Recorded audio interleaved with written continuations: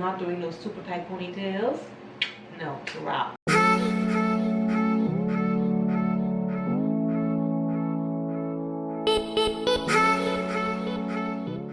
Alright, hello beautiful people and welcome back to my channel. If this is your first time here, my name is Candice and I do natural hair videos, product reviews, lifestyle vlogs, all the good stuff from the beautiful Bahama Islands. So if you're into that kind of stuff, definitely go ahead and subscribe down below, and also make sure you hit the notification bell so that you never miss an upload. Okay guys, so welcome to the family. Okay, so today I wanted to just sort of parlay with you guys, just like keep it real. I know a lot of times when you are a new natural, or maybe if you aren't so new but you are maybe sort of struggling along in your journey, maybe you're just trying to grow your hair out, maybe you have issues, different things that sort of have hindered your progress. It can be very discouraging, and so I just wanted to talk about a few things that I have personally gone through, that my own personal setbacks when it comes to my hair, and hopefully it will resonate with someone. Hopefully it will help someone. It will inspire you. It'll let you know that you're not alone. And yeah, so let me talk about one or two changes that have happened to my hair. So let me just take this out one time. I had my second daughter a little over 2 years ago, and before she was born, I don't think I have ever experienced a fairy knot. Like, I did not know what it was. Okay, I had heard about it a few times from other people on YouTube, but I had not personally experienced fairy knots. What's a fairy knot? Okay. But after I had my daughter 2 years ago, it's like all of a sudden I was experiencing a lot of fairy knots, and at first I didn't know what it was, because I had actually never ever experienced them along my entire natural hair journey. I did not experience fairy knots. Okay, I'm just taking this out now because I need to be able to access it when if I gotta show you something or do something. Okay. Yeah, so basically I didn't know what a fairy knot was, and then after I had her, I'm experiencing all these little fairy knots. So like literally I would pick up the ends of my hair and I can see where it's like someone took the hair, tied it in a knot, and then pulled it at both ends. And I'm like, what in the world? Like, I didn't know what it was, because like I said, I had not experienced it. And so I'm dealing with these fairy knots, and see, for someone that's been dealing with it, from like day one, and you know what it is and you know how to deal with it, it's like, okay, that's what it is, bingo bango, right? But I was constantly, the ends of my hair were constantly getting tangled, even after I would trim, like even after I trimmed, because I do trim regularly. I usually trim like every 5 months. I mean, that may sound long for a lot of people, but that's how I've always trimmed it, like every 5 plus months. And it was never a problem before, until after I had my daughter, and then all of a sudden it's like it's like these crazy knots, and I trim my hair and then I'm still getting these knots, because I feel like a big part of it was a lot of the shedding that I started to experience in the months after she was born, because like I said, during my pregnancy I had sort of a surge in growth, and so now I was shedding hair, and that hair was just like sliding down to the ends, and then sort of just getting caught up at the end and creating a little knot. And so of course, trying to deal with that without trying not to damage your ends, combing those out or clipping them, it was just something I had to get used to, that I was not used to. Okay, also too, after Kitty's birth, I noticed, this is not a setback, but one of the changes that I experienced was a lot of graying. Now, I'm not like no head full of gray hair, but I experienced a lot more. I started having a bunch of little like gray hairs popping out after, but I breastfed her for like 22 months. And so along that period after her birth and like the 22 months following her birth, I saw like, it was like all of a sudden, gray, gray, gray, gray, another strand of gray, another strand of gray. I'm like, what the heezy? Like, where are these grays coming from? And it's like in certain spots. So right here where of course, where I love to part my hair, right in the middle, I had some grays popping up in here, which you can probably see. Maybe you cannot see right now. But also on the side, like this left section here, where I would maybe part my hair sometimes. I started experiencing gray like right in here. I'm like, what in the world? So anyway, what I had to do with that, or what I decided to do with that, was I just touched up my roots with some, I think it was dark brown dye. And then like maybe 6, 7, 8 months later, I did it again. Yeah, because I can't be like touching up my hair with like dye or even rinse, because dye is permanent, so called. It does fade eventually. It does fade over time. But like with rinses and stuff, like I can't be putting black rinse or dark brown rinse at this stage right now. I can't commit to doing that on my hair with any sort of regularity. Like I'm not about that at this point in my life, okay? So I did dye it like maybe 2 or 3 times, just like touching up the root area, where I saw some little grays popping out there, so I put some dark brown dye to just sort of deal with those little buggers. Yeah, so that's that. But I'm not sure how I'm going to approach the graying, because I don't think, I don't think it's going away. It's not going anywhere. So I'm gonna have to come up with a game plan. I don't know if it's gonna be like every 6 months I'll just touch up my roots with a little dark color, because I like to have highlights. I like to, put a light color in my hair, and so putting dark dye and then bleaching it, like I don't know how that's like I don't know. I haven't figured that out yet. But for right now, I'm just using a little temporary, like a little hair crayon. Like if I see one showing out there, showing off, okay, I'd get some little dark brown eyeshadow, or the hair crayon, which I'm out of. Yeah, I had one. I got one months ago. I think it's gone. So I'll just use like the crayon or the hair crayon, or a little bit of dark brown eyeshadow if I see like a little gray sticking out. But you know what? I'm not gonna let it drive me crazy. Not at this point. So now, setbacks. Okay, back to having my daughter 2 years ago. So after she was born, when she was like 3 months old, I had a patch of hair in my right temple area. Completely fell out. Now I know a lot of people experience postpartum shedding. With my first daughter, I did not experience that. But with my second one, I did.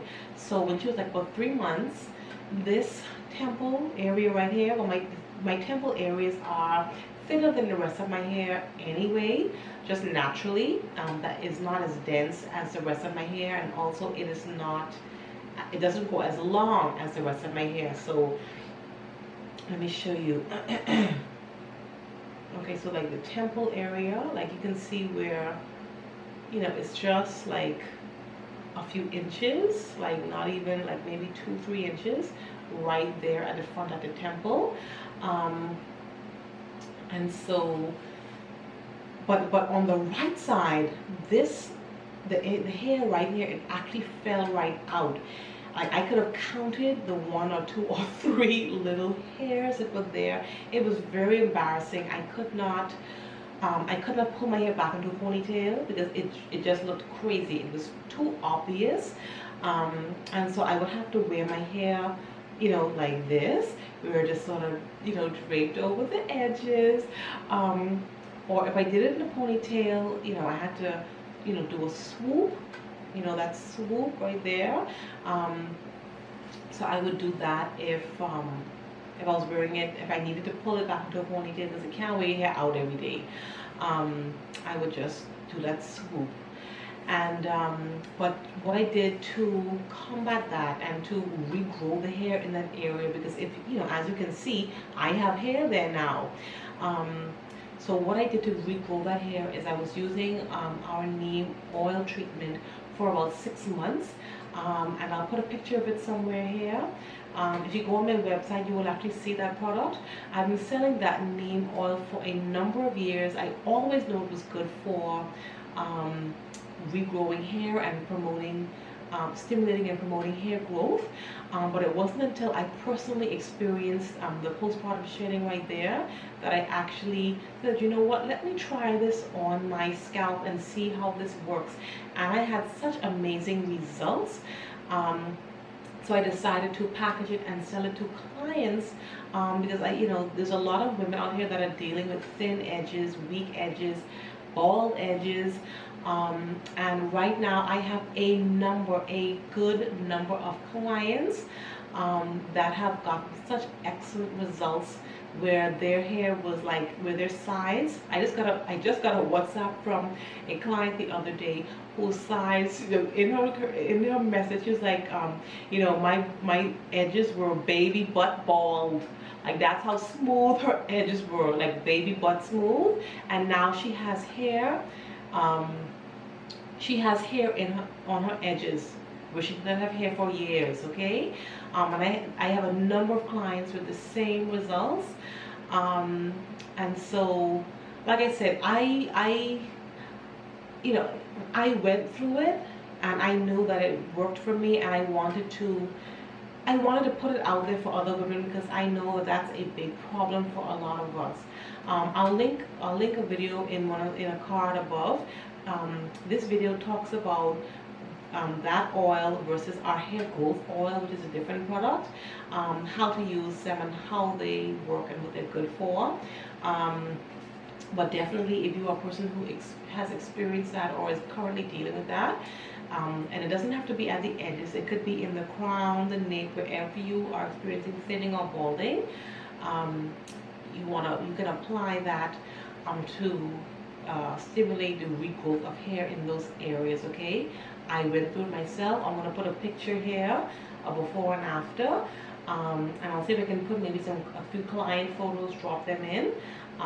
People are always so shy to send pictures, but I do have 1 or 2 from a couple clients, and I'll see if I can post them right in here. Okay, so that was a setback. Okay, so moving right along, ponytails, doing tight ponytails in the same spot repeatedly. You know, that's like the enemy.